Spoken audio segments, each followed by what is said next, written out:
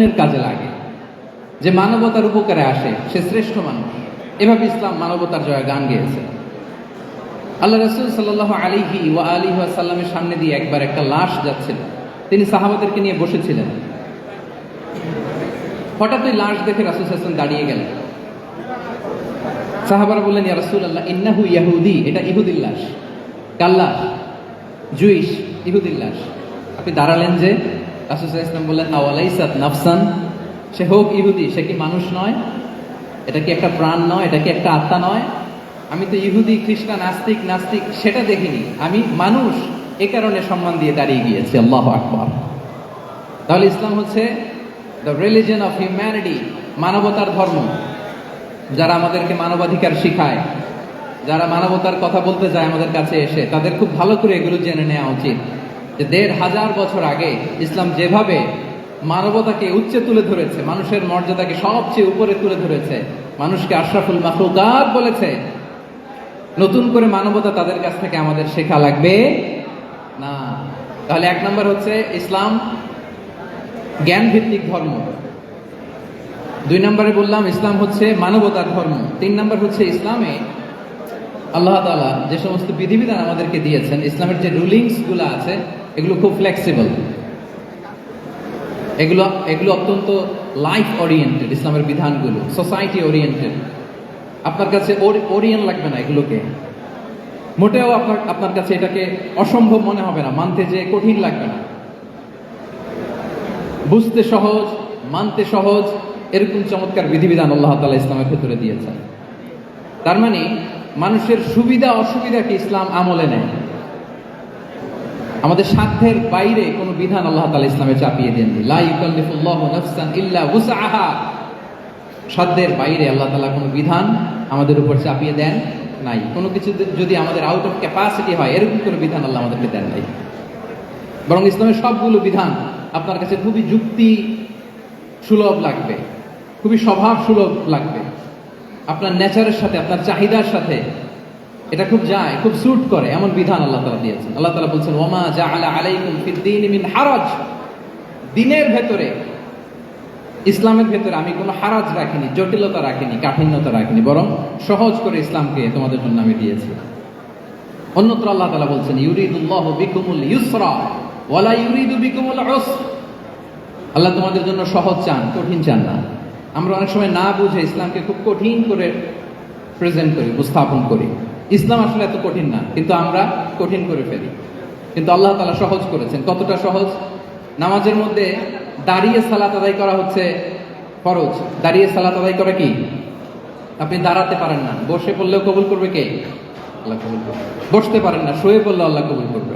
ওযু করে নামাজ পড়া ফরজ, ওযুর পানি নাই, তাই এমন করে নামাজ পড়লেও আল্লাহ কবুল করবেন। তাহলে বলেন তো, ইসলাম পালন কি কঠিন না সহজ? আমরা মাঝে মাঝে খুব কঠিন করে উপস্থাপন করি। অনেক সময় আমাদের কাছে লিগ্যাল অপিনিয়ন চায়, ফতোয়া জানতে চায়। আমরা এত কঠিন ভাবে অনেক সময় রেসপন্স করি, যিনি জিজ্ঞেস করেছেন তার মানতে বড্ড কষ্ট হয়। কিন্তু ব্যাপারটা ছিল এমন চমৎকার করে আমাদের প্রেজেন্টেশনের দরকার ছিল যে তার কাছে খুব সহজ মনে হবে এটা। কারণ যে সমস্ত বিধিবিধান আল্লাহ তাআলা আমাদেরকে দিয়েছেন ইসলামে, এগুলো মানাটা আমাদের জন্য সহজ, ফ্লেক্সিবল। ইসলামের একটা বিধান হচ্ছে আত-তাইসির, ফ্লেক্সিবিলিটি। মানুষের সুবিধা অসুবিধা এটা ইসলাম আমলে নেয়। কতটা আমলে নেয়, ছোট্ট একটা উদাহরণ দিলে আমরা বুঝতে পারবো। রাসূল সাল্লাল্লাহু আলাইহি ওয়াসাল্লাম সাহাবাদেরকে নিয়ে একবার বসা, হঠাৎ করে এক সাহাবী এসে বললেন, ইয়া রাসূলুল্লাহ, হালাকতু ইয়া রাসূলুল্লাহ, হে আল্লাহর রাসূল, আমি তো শেষ। রাসূল সাল্লাল্লাহু আলাইহি ওয়াসাল্লাম বললেন, তুমি শেষ, তোমার আবার কি হলো? তো সাহাবী বলেন, ওয়াকাআতু আলা ইমরাআতি ফি রমাদান, আমি রমজান মাসে দিনের বেলায় আমার স্ত্রীর সাথে ফিজিক্যাল ইন্টিমেসিতে চলে গেছে, ভুল করে ফেলছি। আমরা জানি যে রমাদানে আমরা কিছু কাজ করতে পারি না। সিয়ামের সংজ্ঞাই হচ্ছে আসওমু ওয়াল ইমসাক আনিল আকলি ওয়া শুরবি ওয়াল জিমাই মিন তুলুইশ শামসি ইলা মিন তুলুইল ফাজরি ইলা গুরুবি শামসি মা'আন নিয়া। মানে রোজা হচ্ছে এটা এমন ইবাদত, সূর্যোদয় থেকে সূর্যাস্ত পর্যন্ত না খেয়ে থাকা, কোনো কিছু পান না করা, এবং দিনের বেলায় বিবাহিতরা তাদের স্ত্রীদের সাথে ইন্টিমেসিতে যেতে পারবে না। এটা যদি কেউ মেনটেন করে, এটা হচ্ছে সিয়াম। তো সাহাবী বলে, ইয়া রাসূলুল্লাহ, আমি তো শেষ, আমি তো দিনের বেলা ভুল করে ফেলছি, আমি তো আমার স্ত্রীর সাথে মেলামেশা করে ফেলছি, এখন কি করব? তো এটার আবার একটা বড় পেনাল্টি আছে, আপনারা যারা জানেন যে ইচ্ছাকৃত রোজা ভাঙলে কাজাও করতে হয়, কাফারাও দিতে হয়। কাজা মানে একটা রোজার জন্য একটা রোজা, আর কাফারা মানে হচ্ছে আরো 60টা রোজা রাখতে হবে। কয়েকটা জিনিস আছে, বেসিক্যালি 3টা। তো রাসূল সাল্লাল্লাহু আলাইহি ওয়াসাল্লাম তাকে বললো যে তোমার তো পেনাল্টি হয়েছে, তুমি তো বড় ভুল করে ফেলছো, তো তোমার কাছে কি এরকম কোনো দাস আছে যেটাকে তুমি আজাদ করে দিতে পারবা, মুক্ত করে দিতে পারবা, তাহলে পেনাল্টি আদায় হয়ে গেল। সে বলে ইয়া রাসূলুল্লাহ, না, আমার তো এত সক্ষমতা নাই, আমার কাছে তো কোনো দাস নাই। আচ্ছা, দাস নাই। তো রাসূল সাল্লাল্লাহু আলাইহি ওয়াসাল্লাম বললেন, তাইলে তুমি টানা 2 মাস রোজা রাখতে হবে, তাইলেও পেনাল্টি হয়ে যাবে, আদায় হয়ে যাবে, পারবা? সে বলে ইয়া রাসূলুল্লাহ, 2 মাস রোজা রাখা তো কঠিন হয়ে যায়, ইটস নট এ জোক। টানা 60 দিন কি করে রোজা রাখবে? তো রাসূল সাল্লাল্লাহু আলাইহি ওয়াসাল্লাম বললেন, এটাও পারবো না, তাহলে 60 জন মিসকিনকে খাবার খাইয়ে দিতে হবে এজ এ পেনাল্টি। বড় অন্যায় করে ফেলছে, 60 জন মিসকিনকে খাবার খাওয়াবে, এটা পারবা? সে বলে ইয়া রাসূলুল্লাহ, এটাও পারবো না। এই কয়টা অপশন দিয়েছিলেন রাসূল সাল্লাল্লাহু আলাইহি ওয়াসাল্লাম? আওয়াজ করে বলেন তো কয়টা? একটাও উনি পারবে না। দাসও আজাদ করতে পারবে না, 2 মাস রোজাও রাখতে পারবে না, 60 জনকে খাওয়াতেও পারবে না। রাসূল সাল্লাল্লাহু আলাইহি ওয়াসাল্লাম বললেন, কিছুই যখন পারবে না, কি আর করা, যাও একটু অপেক্ষা করে দেখি কি করা যায় তোমাকে নিয়ে। তো রাসূল সাল্লাল্লাহু আলাইহি ওয়াসাল্লাম অন্যান্যদের প্রশ্নের উত্তর দিচ্ছিলেন, সময় যাচ্ছে যাচ্ছে, হঠাৎ করে রাসূল সাল্লাল্লাহু আলাইহি ওয়াসাল্লামের দরবারে এক ঝুড়ি সাদাকার খেজুর আসলো, এক ঝুড়ি। সাদাকার এক ঝুড়ি খেজুর দেখে রাসূল সাল্লাল্লাহু আলাইহি ওয়াসাল্লাম বললেন, ওই ব্যক্তিকে ডাকো যার কিছু নাই, কিছুই করতে পারবে না। ডেকে আনা হলো। রাসূল সাল্লাল্লাহু আলাইহি ওয়াসাল্লাম বললেন, যাও, তুমি তো কিছুই করতে পারবে না, এই এক ঝুড়ি চ্যারিটির খেজুর, সাদাকার খেজুর তুমি গরিবদের মাঝে বিতরণ করে দাও, তাসাদ্দাক বিহা, এটা বিতরণ করে দাও, তাইলে আশা করি আল্লাহ তোমাকে মাফ করবে। তো এই সাহাবী বলে, ইয়া রাসূলুল্লাহ, আলা আফকারা মিন্না ইয়া রাসূলুল্লাহ, আমার চেয়েও গরিব কাউকে খুঁজে বের করে দান করতে হবে? রাসূল সাল্লাল্লাহু আলাইহি ওয়াসাল্লাম বললেন, হ্যাঁ, গরিবকেই তো দিতে হবে। তো উনি বললেন যে রাসূলুল্লাহ, পুরো মদিনার তল্লাটে আমার চাইতে গরিব কেউ আর নাই, আমি সবচাইতে গরিব। ফাদাহিকা রাসূলুল্লাহ হাত্তা বাদাত আনিয়াবু। একথা শুনে রাসূল সাল্লাল্লাহু আলাইহি ওয়াসাল্লাম হেসে দিলেন, এত হেসে দিলেন যে রাসূল সাল্লাল্লাহু আলাইহি ওয়াসাল্লাম এই পাশের চোয়ালের দাঁত দেখা গেল, এত বেশি হাসেন না উনি, নিজেকে ধরে রাখতে পারলেন, হাসি আটকে রাখতে পারলেন। ফাদাহিকা রাসূলুল্লাহ, হেসে দিলেন, হাত্তা বাদাত আনিয়াবু, ওনার দাঁতের এ পাশ ও পাশ দেখা গেল। রাসূল সাল্লাল্লাহু আলাইহি ওয়াসাল্লাম বললেন, যাও, দাস মুক্তি করতে পারবে না, 2 মাস রোজাও রাখতে পারবে না, তারপরে 60 জনকে খাবারও খাওয়াতে পারবো না, এখন দিলাম চ্যারিটির এক ঝুড়ি খেজুর, এটা গরিবদের মধ্যে দান করে দাও। তুমি বলো যে তোমার চেয়ে গরিব আর কেউ নেই, তো কি করা, যাও, তুমি তোমার ফ্যামিলি নিয়ে এটা খাও, তোমার ফ্যামিলির মেম্বার্স যারা আছে এদেরকে নিয়ে এটা কি করো, খাও। দেখেন আমাদের সুবিধা অসুবিধাকে ইসলাম কতটা বিবেচনায় নেয়। আসছিল পেনাল্টি দিতে, কথা বুঝতেছেন আমার? ওই সাহাবী রাসূল সাল্লাল্লাহু আলাইহি ওয়াসাল্লামের কাছে আসছিল কি দিতে, পেনাল্টি, এখন নিয়ে গেল কি, এক ঝুড়ি। আল্লাহু আকবার বলবেন না? দিস ইজ আওয়ার ইসলাম, যেটা নিয়ে আমাদের প্রাউড ফিল করা উচিত। কি বলেন?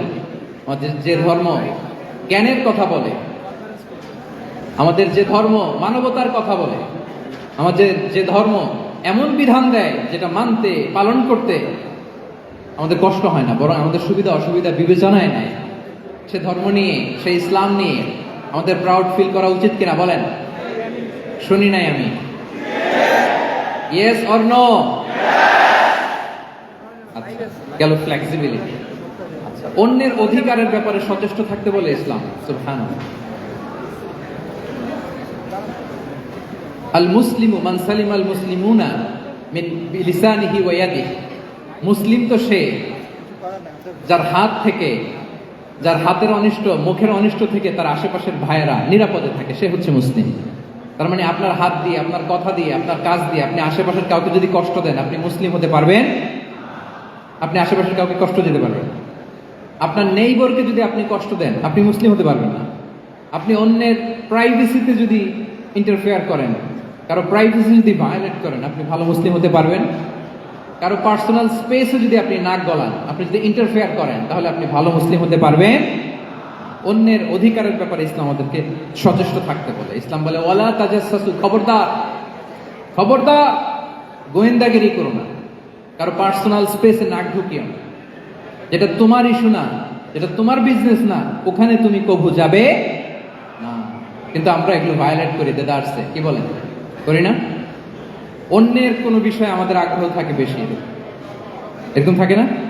এনএসইউতে আলহামদুলিল্লাহ এরকম কেউ নাই? আছে এরকম? কারো পার্সোনাল বিষয়ে আমাদের কোনো ইন্টারেস্ট আছে? আছে না নাই? হাফ হাফ হয়ে গেছে, দেখছেন? আচ্ছা, অন্যের পার্সোনাল বিষয় জানতে খুব মন চায় কার কার, দেখি।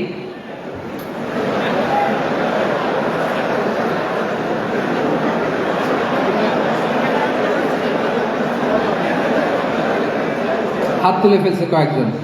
আল্লাহ হেদায়েত দেখ আমাদেরকে। আচ্ছা, অন্যের পার্সোনাল বিষয়ে নাক গলায় না এরকম কারা কারা, দেখি। মাশাআল্লাহ, মাশাআল্লাহ, মাশাআল্লাহ। ঠিক আছে, হাত নামান। ঠিক আছে, এবার দুইবারের একবারও যারা হাত তোলেন নাই তারা হাত তোলেন।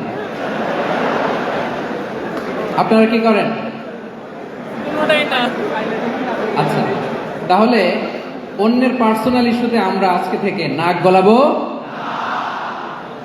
আমরা ভুল করে ফেলি। ইনশাল্লাহ আমরা এমনটা করবো না। আমরা অনেক খুঁচিয়ে খুঁচিয়ে তার পার্সোনাল বিষয় জানতে চাই। বিশেষ করে নিঃসন্তান দম্পতি পেলে আমি দেখেছি খুঁটিয়ে খুঁটিয়ে তাকে প্রশ্ন করে যে ভাই কি সমস্যা, বেবি নিচ্ছেন না কেন, কার সমস্যা, আপনার সমস্যা না ভাবির সমস্যা, আর বেটা তোর কি সমস্যা সেটা বল।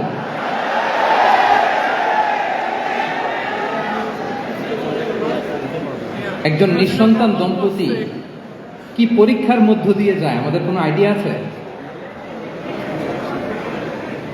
তার এই পরীক্ষার মধ্যে যদি আমরা কাটা ঘায়ে নুনের ছিটা যদি দেই তাহলে তার কেমন লাগে বলেন তো?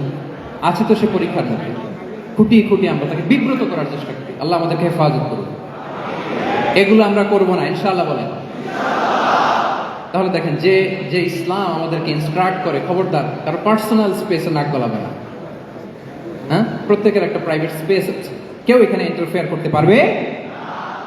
ইসলাম আমাদেরকে অন্যের রাইটস এর ব্যাপারে সচেতন থাকতে বলে। ইসলাম আমাদেরকে কমিউনাল হারমোনির কথা বলে, সাম্প্রদায়িক সম্প্রীতি। আমরা মুসলিম, এদেশে আমরা মুসলিম সংখ্যাগরিষ্ঠ, কিন্তু আমাদের হিন্দু ভাইয়েরা আছে, বৌদ্ধরা আছে, তাদের সাথে মিলেমিশে থাকার কথা বলে। এবং রাসূল সাল্লাল্লাহু আলাইহি ওয়াসাল্লাম তো মদিনাতে যে তাই করেছেন, মদিনা চার্টার করেছেন। জুইশরা ছিল, পেগানরা ছিল, মুসলিমরা ছিল, সবাইকে নিয়ে তিনি মদিনা চার্টার করেছেন। পরবর্তীতে তারা বিট্রে করার কারণে, ট্রেচারের কারণে এই মদিনা চার্টার ভঙ্গ হয়েছে, কিন্তু রাসূল সাল্লাল্লাহু আলাইহি ওয়াসাল্লামের পক্ষ থেকে কোনো না ছিল। তাহলে এই যে পরমত সহিষ্ণুতা, রিলিজিয়াস কোএক্সিস্টেন্স, ধর্মীয় সহাবস্থান, এটার কথা ইসলাম আমাদেরকে বলে। এবং কতটা জোরালো ভাবে বলে আপনি অবাক হবেন। মাইনরিটি রাইটসকে ইসলাম এমন ভাবে প্রিজার্ভ করেছে। আল্লাহ রাসূল সাল্লাল্লাহু আলাইহি ওয়াসাল্লাম বলেন, কোনো হিন্দু, কোনো মাইনরিটি, কোনো সংখ্যালঘু, শব্দটা যদি আমাদের পছন্দের না, বোঝানোর জন্য বলছি, কোনো অমুসলিম যদি মুসলিমদের পাশে থাকে এবং কোনো মুসলিম যদি তার রাইটকে ভায়োলেট করে, যেমন আপনি মুসলিম, আপনার নেইবার হচ্ছে হিন্দু, আপনি যদি তার হক নষ্ট করেন, জোর করে তার জমি দখল করেন, তাকে তার প্রাপ্য থেকে বঞ্চিত করেন, রাসূল সাল্লাল্লাহু আলাইহি ওয়াসাল্লাম বলেন কিয়ামতের দিন আমি ওই হিন্দুর পক্ষে মুসলিমের বিপক্ষে বাদী হয়ে দাঁড়াবো। আল্লাহু আকবার। রাসূল সাল্লাল্লাহু আলাইহি ওয়াসাল্লাম ওই হিন্দুর পক্ষে, আমি রাসূল সাল্লাল্লাহু আলাইহি ওয়াসাল্লামের উম্মত, আমার বিপক্ষে দাঁড়াবেন। আল্লাহু আকবার। What a marvellous statement. আল্লাহু আকবার। সংখ্যালঘুদের উপর যদি কেউ কোনো মুসলিম অত্যাচার করে, রাসূল সাল্লাল্লাহু আলাইহি ওয়াসাল্লাম বলে তুমি আমার উম্মত হতে পারো, কিন্তু তোমার পক্ষে না, আমি ওই মাজলুমের পক্ষে কিয়ামতের দিন দাঁড়াবো। দিস ইজ ইসলাম। ইসলাম আমাদেরকে অন্য যে ফেইথ আছে, ইসলাম টিচেস আস রেসপেক্ট আদার ফেইথ। অন্যান্য যে ফেইথগুলো আছে এগুলোর প্রতি শ্রদ্ধা দেখাতে বলে, সম্মান দেখাতে বলে। আল্লাহ তাআলা বলছেন ওয়ালা তাসুবুল্লাযীনা ইয়াদউনা মিন দুনিল্লাহি ফায়াসুবুল্লাহা আদওয়ান বিগাইরি ইলম। ওহে বিশ্বাসীরা, আল্লাহকে ছাড়া তারা যাদেরকে ডাকে, যাদের উপাসনা করে, ওই সমস্ত দেব দেবীকে তোমরা গালি দিও না। ফলে রাগান্বিত হয়ে অজ্ঞতাবশত তারা আল্লাহকে গালি দিবে। কথা বুঝতে পেরেছেন? ওরা নানা কিছুর উপাসনা করে, কিন্তু আমরা কি যেসব জিনিসের তারা উপাসনা করে তাদেরকে গালি দিতে পারবো বলেন? আল্লাহ স্পষ্ট করে বলেছেন খবরদার তাদের দেবতাদের গালি দিও না, তাহলে ওরা আল্লাহকে গালি দিবে। তাহলে কেমন যেন আল্লাহকে গালি খাওয়ানোর কারণ হলাম কে? আমি। কেউ যদি অন্য ধর্মকে ছোট করে সে মূলত ইসলামকে ছোট করে। আই রিপিট, আমি আবারও বলছি, যে অন্য ধর্মকে ছোট করে সে ইসলামকে ছোট করে। তাহলে অন্যান্য যে ফেইথ আছে এগুলোর ব্যাপারে আমাদেরকে শ্রদ্ধাশীল থাকতে বলেছে ইসলাম। সর্বশেষ ব্যালেন্স অ্যাপ্রোচের কথা ইসলাম আমাদেরকে বলেছে, আমরা যেন ভারসাম্যপূর্ণ জীবন আচরণে বিশ্বাসী হই, আমাদের কথায়, আমাদের কাজে, আমাদের বিশ্বাসে, আমাদের আচরণে, দাওয়াতি কাজ করার ক্ষেত্রে, ইসলামকে বুঝার ক্ষেত্রে, ইসলামকে বোঝানোর ক্ষেত্রে আমাদেরকে ব্যালেন্সড অ্যাপ্রোচে বিশ্বাসী হতে হবে, ভারসাম্যপূর্ণ আচরণ করতে হবে, যেটাকে আরবিতে বলে আল ওয়াসাতিয়া। আলহামদুলিল্লাহ, শাইখ আহমদুল্লাহ আমাদের মাঝে উপস্থিত হয়েছেন, আমরা পড়ি আলহামদুলিল্লাহ। এদেশের একেবারে বিদগ্ধ স্কলার্স যারা আছেন, লিডিং ইসলামিক স্কলার্স, ওনারা আপনাদের এই কনফারেন্সে এসেছেন। আলহামদুলিল্লাহ, আপনারা চমৎকার চমৎকার আলোচনা শুনেছেন। আমার পরপরই আপনারা শাইখের আলোচনা শুনবেন ইনশাআল্লাহ বিইذনিল্লাহ। আমি খুব অল্প সময়ের মধ্যে শেষ করে দিব। তাহলে 7 নম্বরে বলছিলাম ইনশাআল্লাহ। জি জি, আছি আছি আছি ইনশাআল্লাহ। না, ঠিক আছে।